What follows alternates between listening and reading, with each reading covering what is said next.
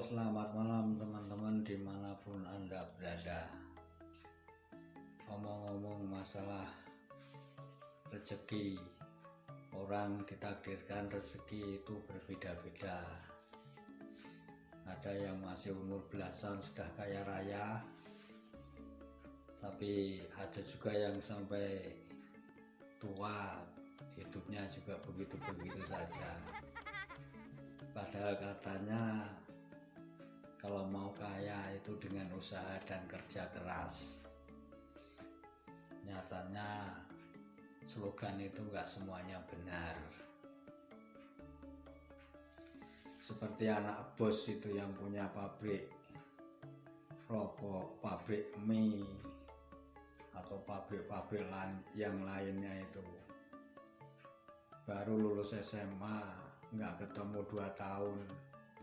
Begitu lihat lagi udah jadi bos. Sementara yang kita orang-orang pinggiran habis sekolah, magang, kerja 1 tahun 2 tahun dapatnya ya segitu-segitu juga. Tapi ada juga yang nggak bekerja, bahkan ada juga yang tidak sekolah, sekolahnya cuma SD aja nggak lulus. Entah karena apa, belum 30 sudah kaya. Jadi sebenarnya kaya ini bagaimana cara mencarinya? Banyak teori di YouTube dengan cara-cara tertentu, dengan amalan, atau yang lebih ekstrim pakai babi ngepet atau pesugihan. Semua itu untuk mencari kaya. Belum lagi di Gunung Kemukus yang mengadakan ritual dengan lawan jenis yang bukan istrinya. Konon katanya itu bisa membuat seseorang menjadi kaya. Jalan sudah tempuh dari yang halal sampai yang seperti tadi di Gunung Kemukus. Itu bukanlah jalan yang baik. Jadi terus bagaimana supaya rezeki ini terus mengalir dan kita di dalam kantong tidak pernah yang namanya tidak berisi, jadi isi terus. Banyak orang bingung mencari solusi, terus bagaimana solusinya? Ya tentu saja dengan solusi yang masuk akal. Kalau badan sehat ya kerja apa kayak sehari 2 hari. Kalau kerjanya sampai 3 bulan belum ada perubahan, ganti lagi, cari yang lain atau model yang lain. Seperti pepatah orang Sumatera saya dengar itu, 3 bulan buka warung di suatu tempat, kalau tidak ada perkembangannya ditinggal, mencari tempat yang lain. Mungkin belum hoki, katanya seperti itu. Jadi kalau kita berjualan, berusaha, setelah beberapa lama tidak ada perubahan, ya mungkin kita perlu ganti. Nah, dari ganti satu ke ganti yang lain itu nanti baru kita akan tahu, oh di sinilah sebenarnya saya cocoknya. Itu juga rezekinya tidak ditentukan terus mengalir deras, beberapa lama kemudian terus menjadi kaya. Enggak seperti itu, karena ukuran kaya dan tidak itu tadi kita sudah punya ukuran. Itu kalau dari segi usaha. Terus kalau orang Jawa ini tidak meninggalkan yang namanya tirakat. Dengan sendirinya melihat semisal kupu-kupu itu sebelum jadi kupu-kupu dia adalah ulat. setelah ulat makan daun ke sana ke sini entah berapa lama kemudian dia menjadi entung, tidak makan, tidak minum, bergantungan di dahan atau di daun pohon. Berapa lama setelah itu dari tirakatnya tidak makan dan minum ini, kemudian ulat yang sudah jadi entung tadi membuka dan keluarlah dia menjadi kupu-kupu yang cantik yang terbang ke sana kemari.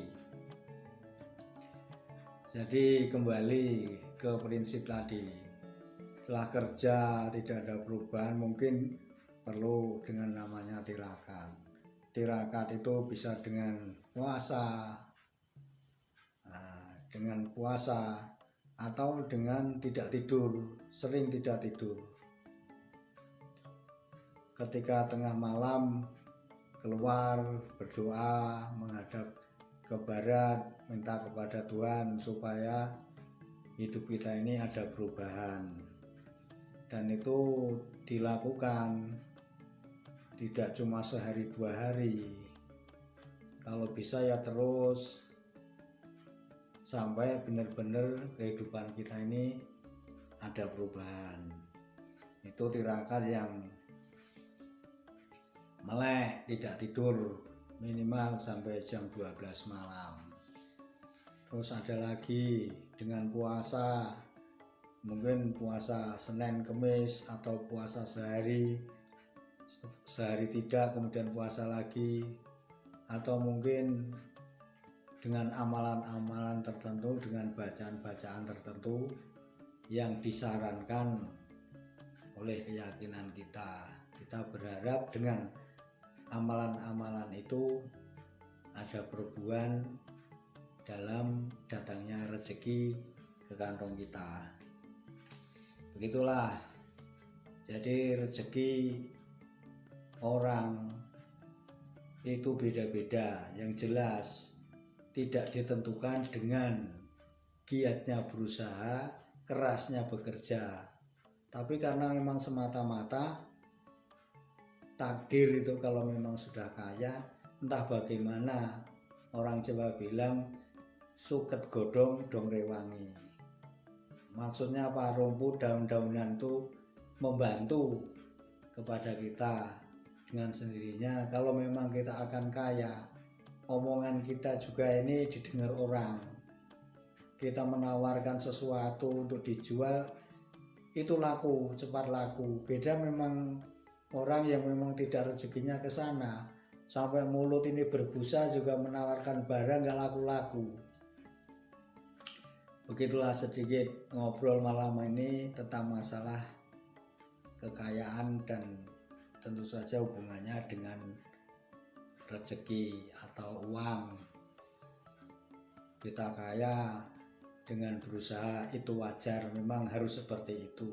Tapi juga kita tidak harus berkeyakinan bahwa dengan kerja keras itu otomatis akan menjadi kaya.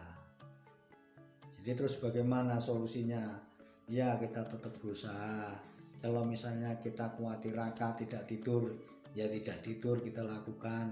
Kalau kuatnya kita puasa, ya puasa. Kalau kita bisanya mengamalkan bacaan-bacaan tertentu, kalau bisa ya itu dilakukan. Semoga dengan